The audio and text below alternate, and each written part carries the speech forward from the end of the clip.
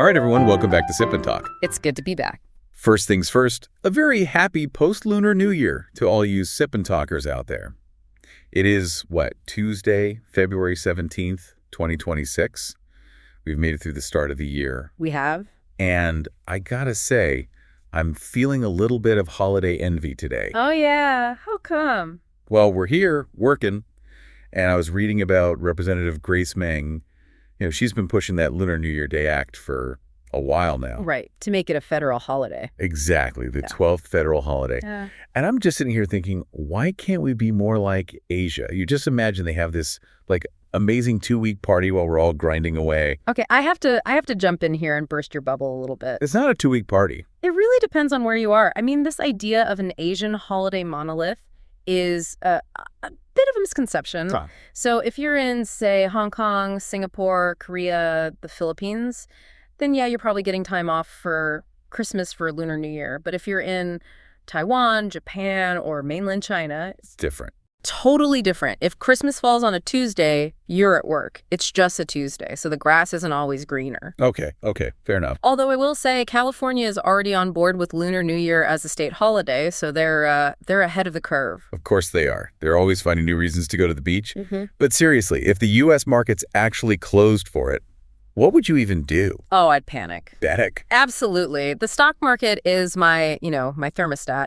If the NYSE just closed for a random Tuesday, I lose my best real-time indicator of what I call AI anxiety.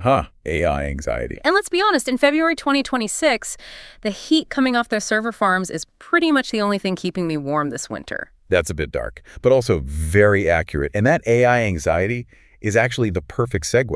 It is. Because while a lot of people were celebrating the holiday, Wall Street was absolutely losing its mind. Mm-hmm. We are in the middle of what I'm calling the AI agent earthquake. It's more than an earthquake. It's like a liquefaction event. You know, when the ground just turns to liquid and buildings start sinking? Yeah.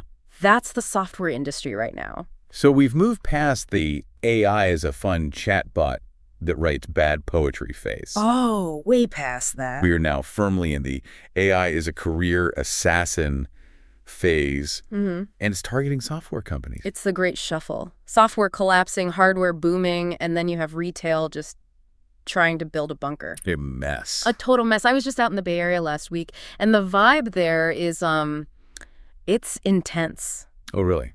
Is it that kind of bubbly optimism we saw a couple years ago? No, not at all. It's the opposite. It's manic. You walk into a coffee shop, and it's quiet, but you can feel the tension. It's just engineers sipping oat milk lattes, frantically testing Anthropic's new Claude code. And they're not testing it for fun. No, they're testing it to see if their job is going to exist next month. Because Claude Code isn't just helping write the code anymore. Right, exactly. And this is the key distinction for everyone listening. This is not a chatbot you ask questions to. This is an agent. An agent. It takes over the environment, it writes the code, it runs the commands, it tests it, it finds its own bugs, fixes them, and then deploys it. It's not a tool in the toolbox, it's the worker. Which brings us right to our first big topic. The software apocalypse, or, as I'm sure the finance blogs are calling it, the sauce crash. The software as a service model is bleeding out on the street. Let's unpack that, because for the last, decade or so, the business model was so simple. So easy. You build a piece of software, you charge companies per seat, you have 100 employees, you buy 100 subscriptions. It was the golden goose. Predictable, recurring revenue based on how many people worked at a company. It was the safest bet you could make. But the math has changed in 2026. The math is broken. Because if one single AI agent can do the work of 100 junior software developers, Then you don't need 100 developers. and you don't need 100 subscriptions, you need one API key for the agent. And boom, there goes 99% of your revenue. And the market is finally waking up to this. I mean, look at Autodesk. They just laid off 7% of their workforce to, quote, pivot to AI. All right. And the stock bounced a little because Wall Street loves layoffs, but the fear underneath is real. The market gets it now. Tools can't just charge an entrance fee anymore. It's that white-collar tsunami. I saw that quote from Mustafa Suleiman, the CEO of Microsoft AI. Yeah. He did not pull any punches. No, he really didn't. He basically predicted that within 18 months, so we're talking mid-2027. That soon? Yeah. The vast majority of white-collar work would be automated, and that's coming from inside the building. That is genuinely terrifying. It is, and you can measure the anxiety. The new Mercer report for 2026 just came out. Employee anxiety about AI taking their job jumped from 28% in 2024 to 40% today. And I bet if you just pulled San Francisco, it would be like 99%. Oh, easily. But there's also a lot of what people are calling AI washing going on. You mean companies using it as an excuse? Exactly. Look at all the layoffs in January. Salesforce, Amazon, they all say, oh, it's for AI efficiency. But you have to wonder. Is it really AI efficiency? Or is it just covering for bad management and overhiring during the pandemic? It's the perfect scapegoat. The AI made me do it. It lets you clean up the balance sheet with a good story. Okay, so software companies are in a nosedive. Their whole business model is broken. But then you look at the other side of the equation, the hardware side, and it's a completely different story. Then welcome to what we're calling the Capex paradox. This is the part that I think really confuses people.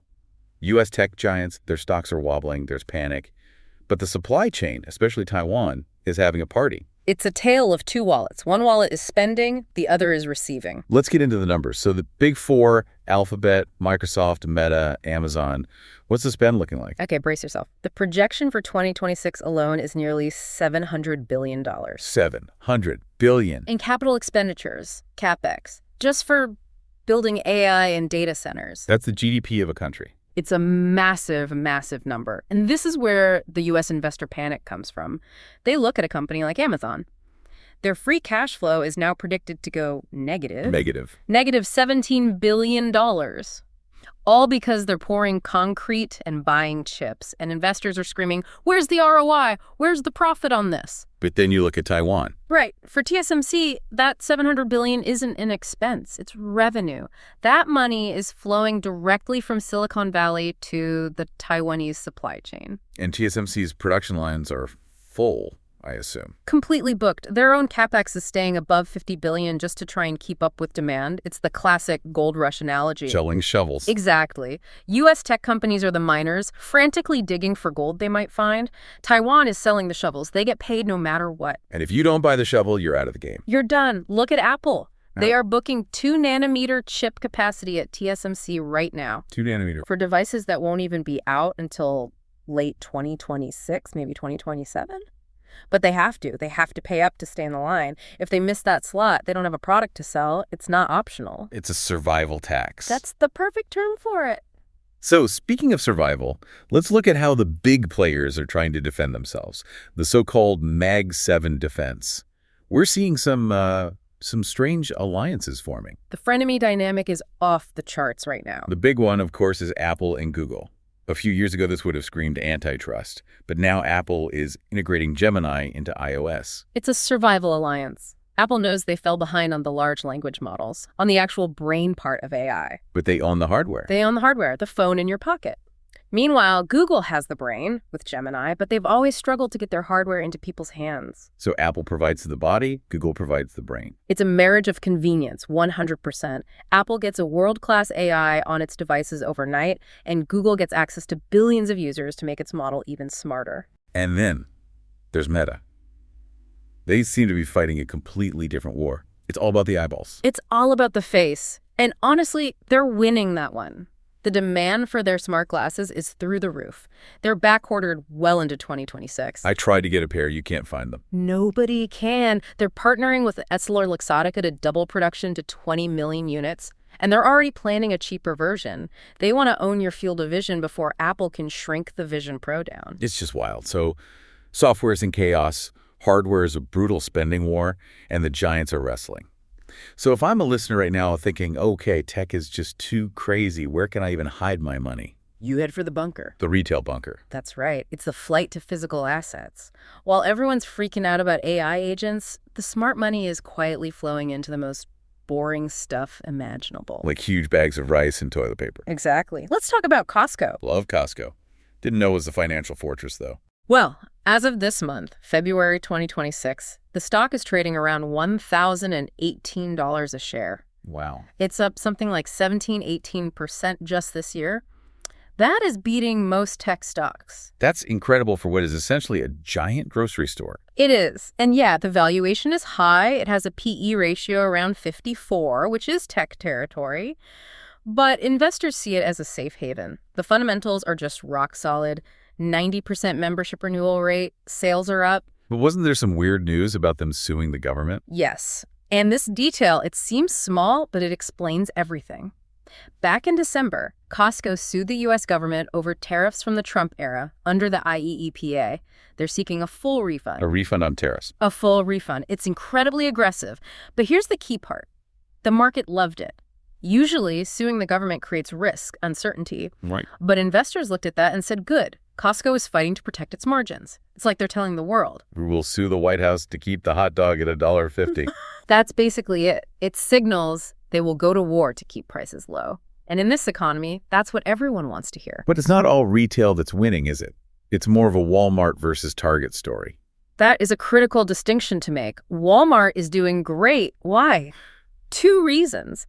They're using AI to monetize their data, and they are attracting high earners. People making over $100,000 a year are trading down. So the wealthy are now shopping at Walmart.